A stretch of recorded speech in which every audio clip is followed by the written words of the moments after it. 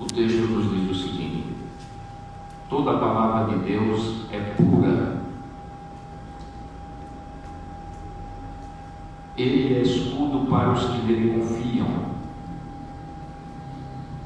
Nada acrescentes às suas palavras, para que ele não te repreenda e não sejas achado mentiroso. Agora vamos para Gálatas, capítulo 1. Vamos ler do versículo 6 a 9. Paulo dizendo para os crentes da Galácia, ele começa dizendo aqui no versículo 6: admira-me que estejais passando tão depressa daquele que vos chamou da graça de Cristo para outro evangelho, o qual não é outro senão que há alguns que vos perturbam e querem perverter o evangelho de Cristo. Mas ainda que nós, ou mesmo um anjo vindo do céu, vos pregue evangelho que vá além do que vos temos pregado, seja anátema. Assim como já dissemos, e agora repito, se alguém vos prega evangelho que vá além daquele que recebestes, seja o que, irmãos? Amaldiçoado ou anátema, é a mesma palavra. Isso depende da versão que você está usando. A minha eu gosto de usar a atualizada, então na minha está escrito anátema, mas é a mesma significado. Anátema e amaldiçoado é a mesma coisa. São palavras sinonímicas. Prezados, nós temos como responsabilidade,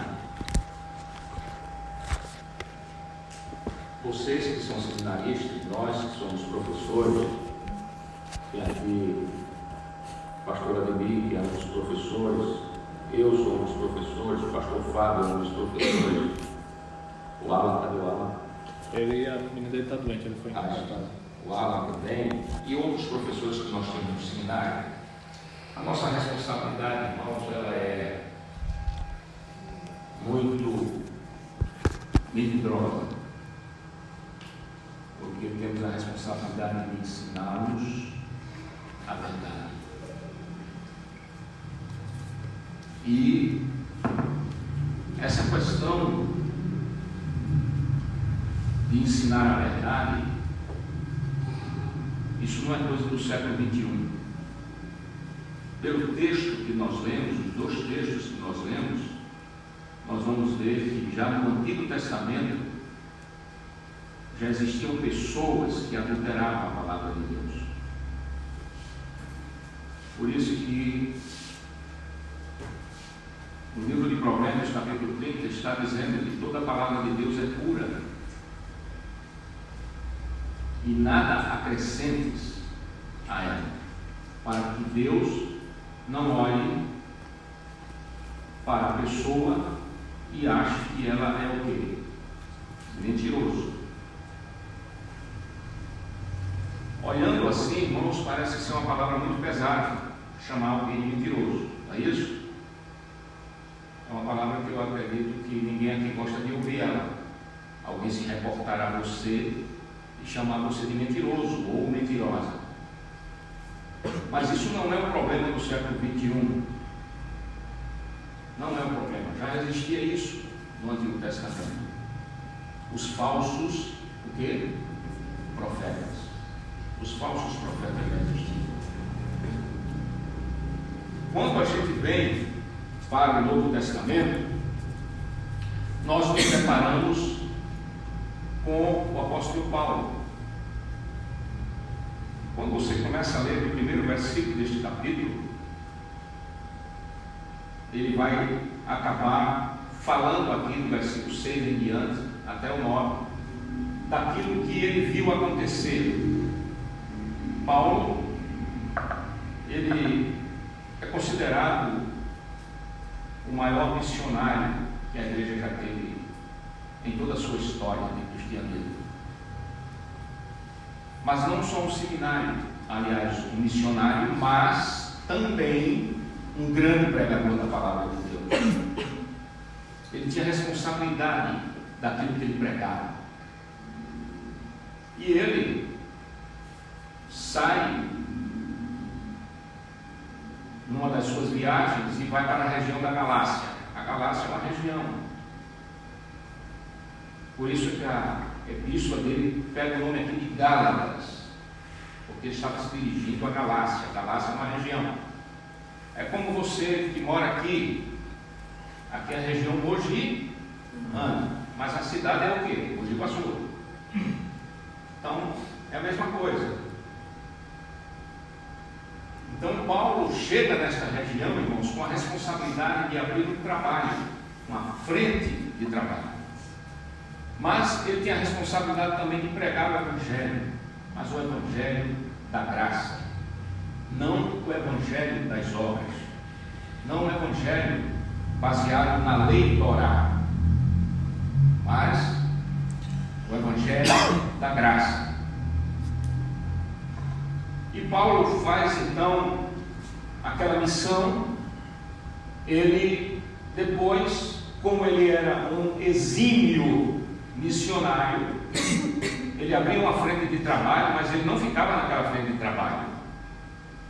Normalmente, sempre depois dele iria um pastor ou um presbítero para tomar conta daquele trabalho, e ele saía dali, ia para outro lugar, abrir outra frente de trabalho, outra igreja, outro povo que ele iria ganhar para Jesus, e assim ele fazia a sua missão.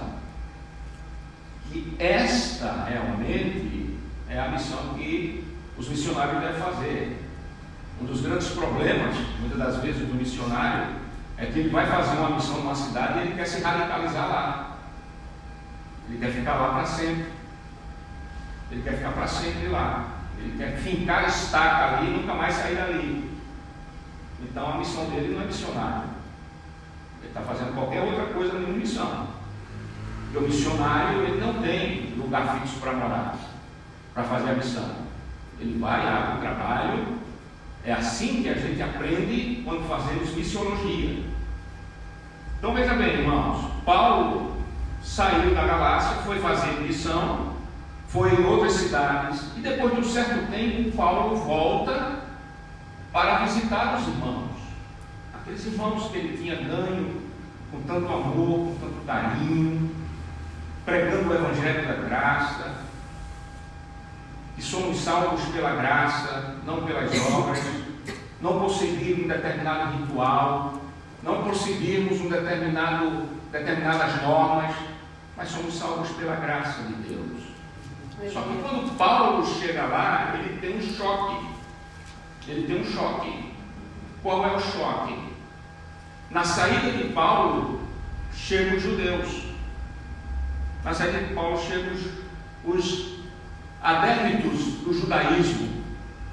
E começa a colocar na cabeça dos Gálatas, né, que para se salvar teria que seguir determinados ritos. Os homens tinham que circuncidar, as mulheres tinham que usar não sei o que, tal, e vai com todas aquelas normas da lei Torá, isto é, fazendo com que os galacianos se tornassem adeptos do judaísmo. Então, quando Paulo chega lá, Paulo fala: peraí, mas quem foi que pregou esse evangelho para vocês? Porque eu não fui. Eu preguei o evangelho da graça. E por que é que vocês estão assim? Então, pelo texto, você nota aqui que Paulo, irmãos, ele fica aborrecido com essa atitude dos judeus, isto é, dos adeptos do judaísmo. Paulo viu que o evangelho que ele tinha pregado parece que não surtiu tanto efeito. Então ele diz isso: olha, quem fez vocês se desviar do evangelho da graça? Quem foi que veio aqui e fez isso com vocês? Deixa eu falar uma coisa para vocês. Se alguém pregar outro tipo de evangelho, além do que eu preguei para vocês, além daquela verdade que eu ensinei para vocês, seja o quê? Amaldiçoado. Então você nota, irmãos, que Paulo pegou pesado. Ele pegou? E ele até vai mais longe. Ele fala assim: mesmo que venha um anjo do céu fazer isso, ele também vai ser amaldiçoado. Então, meus prezados irmãos, eu estou dando essa pequena introdução para chegar a vocês. Vocês são seminaristas, estão estudando teologia, e eu quero dizer para vocês que a responsabilidade de vocês, a partir do momento que vocês estudam teologia, ela se torna grande.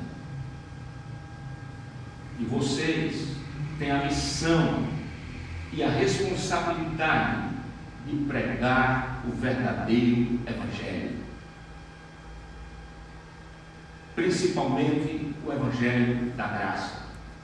Nós somos salvos pela graça, não somos salvos de graça. É bem difícil, são duas coisas completamente diferentes. Um dia desse eu estava dando aula lá numa turma, numa extensão do nosso seminário, numa cidade, e eu perguntei para a turma: vocês são salvos pela graça ou de graça? Eu me decepcionei, porque todo mundo respondeu: nós somos salvos de graça. Falei: meu Deus do céu, quem ensinou isso a vocês? Foi o professor que teve aqui e ensinou isso para nós. Eu pensei: meu Deus do céu. Então, irmãos, a responsabilidade de vocês. Aí você pode dizer assim: mas pastor, professor, nós ainda estamos estudando. Nós estamos estudando. Sim, mas a partir do momento que você estuda e você aprende, você tem responsabilidade de transmitir aquilo que você aprendeu de maneira o quê? Errada? De maneira correta. De maneira correta, independente de que ano você está, se é primeiro, segundo, terceiro, quarto, se é o curso médio, como tem alguns alunos aqui, não tem também curso médio aqui? Tem. Independente disso, você tem a obrigatoriedade e a responsabilidade de pregar a palavra de maneira correta, pelo menos aquilo que você aprendeu. Pelo menos aquilo que você aprendeu. Aquilo que você não aprendeu, você não tem responsabilidade. Mas aquilo que você já aprendeu, aquilo que já foi ensinado a vocês, vocês têm responsabilidade de pregar o Evangelho correto. Não procure copiar nada de ninguém. Pregue a palavra. Só isso. Porque tem muitas pessoas, às vezes eu escuto muitos alunos dizer assim: mas eu gosto muito de inspirar em determinada pessoa. Se aquela pessoa prega corretamente o Evangelho, tudo bem, sem problema nenhum. Você não tem nenhum problema em admirar esta pessoa. Eu também tenho os meus pregadores que eu simpatizo com eles e eu gosto de ouvi-los pregar. Mas eu gosto porque eles pregam a palavra na verdade. Eles não ficam inventando. Os irmãos estão entendendo o que eu estou dizendo? Amém. Então, irmãos, vocês têm essa responsabilidade. E é preciso saber que isto agrada a Deus. Porque você não está adulterando a palavra de Deus. Você está pregando o que a palavra de Deus está dizendo. É necessário que nós tenhamos essa responsabilidade. Porque nós estamos vivendo num momento também, irmãos, de muito adultério da palavra de Deus. Muito adultério. Tem pessoas por aí, irmãos, que eles pregam o Evangelho porque eu não sei onde eles aprenderam esse Evangelho. Não é possível que aprendeu esse Evangelho no seminário. Se foi no seminário, eu não sei que seminário é esse. Eu não sei que seminário é esse. Mas nós precisamos, irmãos, voltar às raízes nossas. As raízes nossas. Não estou me referindo à tradição, estou me referindo às raízes, às origens nossas. Nós somos pentecostais. E nós, como pentecostais, irmãos, a nossa raiz é uma raiz de um evangelho quíntuplo. Jesus salva, isso foi o que os nossos missionários nos ensinaram. Jesus salva, Jesus santifica, Jesus cura, Jesus liberta e Jesus vai voltar. Esse é o evangelho quíntuplo que os nossos missionários, Chester Miller, Horácio Ward, Lúcio Fru, Ernest Green, os pastores daquela época pregavam. E isso, irmãos, queiramos ou não queiramos, isso está se perdendo. Quase não se ouve mais pregar isso. O que a gente ouve pregar muito é prosperidade financeira, é prosperidade profissional. Meus irmãos, isso é bom para a nossa vida, é. Não é pecado você prosperar, não é pecado você ter uma profissão, não, de maneira alguma. Isso é bênção de Deus. Mas dizer que isso é evangelho, que isso é evangelho bíblico, não. Pode dizer qualquer outra coisa, mas é evangelho. Evangelho é o que está aqui na Bíblia. Amém? Amém. O que está na Bíblia é evangelho. Fora da Bíblia, irmãos, é extra-bíblico. E se é extra-bíblico, Deus não tem compromisso com essa palavra. No tempo do profeta Jeremias, estava existindo muitos falsos profetas pregando, dizendo que estava falando em nome de Deus. E Deus chama Jeremias e fala assim: Jeremias, deixa eu falar para você uma coisa.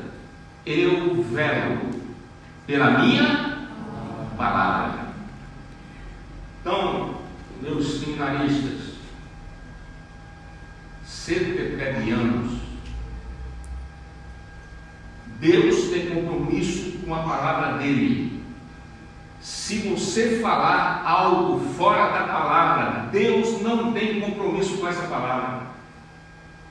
Eu vou criar aqui uma metáfora. Deus vira as costas para você e deixa você falando sozinho, porque não tem compromisso com a sua palavra. Quando você diz algo que não está na palavra, Deus não tem compromisso com essa palavra. Ah, mas é do livro, pastor. É uma palavra de impacto, mas não é a palavra de Deus. É sua palavra. E a sua palavra, Deus não tem compromisso com ela. Deus tem compromisso com a palavra dele, que está aqui na Bíblia Sagrada, nas Escrituras Sagradas. Este foi um dos lemas da nossa reforma protestante, que os reformadores pegaram. Sola o quê? Quem sabe? Sola Escritura, isto é, somente a Escritura, mais nada. Sola Escritura, isto é, somente a Escritura. Nós devemos pregar somente a Escritura, mais nada do que isso, nada além disso. Por isso que Salomão está dizendo: nada acrescentes a palavra de Deus, porque ela é pura. Ela não precisa de mais subterfúgios, ela não precisa de adendo humano, porque o que Deus revelou está revelado. Deus não revela mais nada para ninguém, irmão. Deus não revela mais nada para ninguém. Está revelado aqui, está revelado, acabou. É só isso aqui, mais nada. Porque tem muita gente recebendo revelação por aí, não tem? Tem gente todo dia recebendo revelação agora de uma nova palavra. Nós temos, inclusive, a minha preocupação de trazer essa palavra de alerta para vocês, é porque nós estamos vendo no Brasil aí várias autoridades eclesiásticas, pessoas até de renome no meio evangélico brasileiro, defendendo que a palavra de Deus tem que ser relida, tem que ser relida, tem que ser reinterpretada, porque ela está obsoleta. Ela está obsoleta. Tem que haver uma reinterpretação das Escrituras, porque não dá mais para pregar em cima de textos da Bíblia, mas do jeito que ela está escrita. Opa! Quando se fala isso, irmãos, o que é que está tirando de Deus? O que é que está tirando de Deus? Que Deus não soube o que fazer. Não é isso? Está tirando um atributo de Deus que se chama onisciência. Quer dizer, Deus na sua onisciência não previu: olha, em 2022 a minha palavra vai ser obsoleta. É preciso eu dar uma nova revelação para algumas pessoas. Isso é muito sério, meus queridos seminaristas, isso é muito sério. E vocês estão fazendo seminário para continuar o legado do cristianismo em pregar somente a Escritura, assim como os nossos reformadores em 1517 começaram a fazer. Sola Escritura, isto é, somente a Escritura, nada mais, nada menos do que isso aí. A palavra de Deus, irmãos, ela nos satisfaz. Agora, você pode perguntar assim, mas então é só a Escritura? Não, outras coisas. Nós poderíamos entrar aqui em vários assuntos. Em vários assuntos. Por exemplo, poderíamos entrar no assunto do culto. Eu não vou entrar nesse assunto, mas o culto hoje, será que o culto hoje está sendo teocêntrico ou antropocêntrico? O que é que vocês acham? O culto hoje está virado mais para o homem, satisfazer o ego do homem, satisfazer os desejos do homem. É isso que está acontecendo, irmão. Então tem que ser aquela mensagem que massageia o ego das pessoas, para as pessoas saírem robustecidas. Mas este alimento não alimenta. As pessoas ficam subnutridas. Quando ela chega na esquina, ela já esqueceu de tudo que falou. Mas quando você prega a palavra de Deus, ela encontra guarida no coração. E acontece o que o salmista diz no Salmo 119: guardei a tua palavra onde? No meu coração. Para quê? Para não pecar contra mim. Mas quando você não prega a palavra de Deus e prega qualquer outra coisa, irmãos, olhe, é difícil alguém guardar alguma coisa. Por isso que nós nunca vimos um legado de crentes tão subnutridos espiritualmente falando como nós estamos vivendo no meio evangélico brasileiro. As estatísticas dizem que nós temos 40 milhões de evangélicos no Brasil. Podemos até ter, realmente, podemos até ter. Eu acredito que tenha. Mas eu pergunto para vocês, meus irmãos, qual é a diferença que nós estamos fazendo no Brasil? Estamos fazendo diferença no Brasil? Nenhuma. A corrupção continua a mesma coisa, incluindo pessoas que se dizem evangélicos. Hoje eu vi correndo um vídeo, vou encerrar contando isso aqui. Não sei se alguns aqui viram esse vídeo, mas está bombando aí na internet, de uma moça que foi cristã, pastor, cristã, muitos anos, e que ela foi fazer uma viagem para Israel, para Jerusalém, e ela não conta lá o que foi que ela viu lá. Ela simplesmente diz o seguinte: se me dessem a oportunidade de eu ir na frente de uma televisão, dizer o que eu sei e o que eu vi, eu acabo com o cristianismo no Brasil. Meu Deus, foi que ela viu. O que foi que ela viu? Alguém viu esse vídeo? Eu mandei para alguém. Acho que eu mandei para o pastor Ademir. Você viu, pastor Ademir? Não. Então depois você vê. Como? Por quê? Sabe o que ela fala no final? Ela diz assim: Hoje eu não sou mais evangélico, hoje eu sou umbandista, mas não sou praticante. Eu não sei também que uma pessoa dessa é umbandista e não é praticante, né? Mas ela está dizendo, eu sou umbandista, mas não sou praticante. Mas um dia desse eu estava conversando com uma amiga minha que é crente, e eu falei para ela assim, nós precisamos voltar à igreja e trabalhar, sabe com quem? Olha, irmãos, presta atenção que eu vou dizer para vocês aqui. Nós precisamos voltar para a igreja para ensinarmos as nossas crianças. Quando ela falou isso, eu falei, meu Deus, mas ensinar o que é criança? O que ela quer ensinar as crianças? Sabe o que ela quer ensinar as crianças? Militância comunista. É isso que ela quer. É o plano dela. Militância comunista. Porque criança é fácil de ser impressionada, criança é fácil de ser ensinada, e elas pegam as coisas com muita facilidade. Um plano que está aí, já em andamento. Viu, irmãos? Pastores, dirigentes de igreja, é um plano que já está em andamento.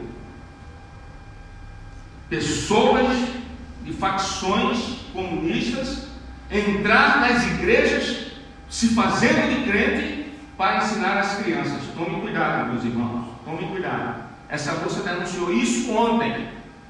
Está no Instagram, está no YouTube, está no Facebook, está bombando aí na internet.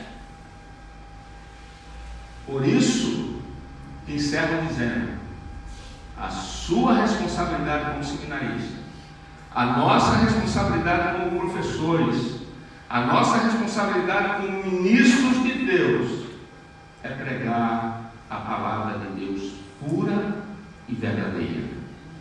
Amém, meus queridos? Amém.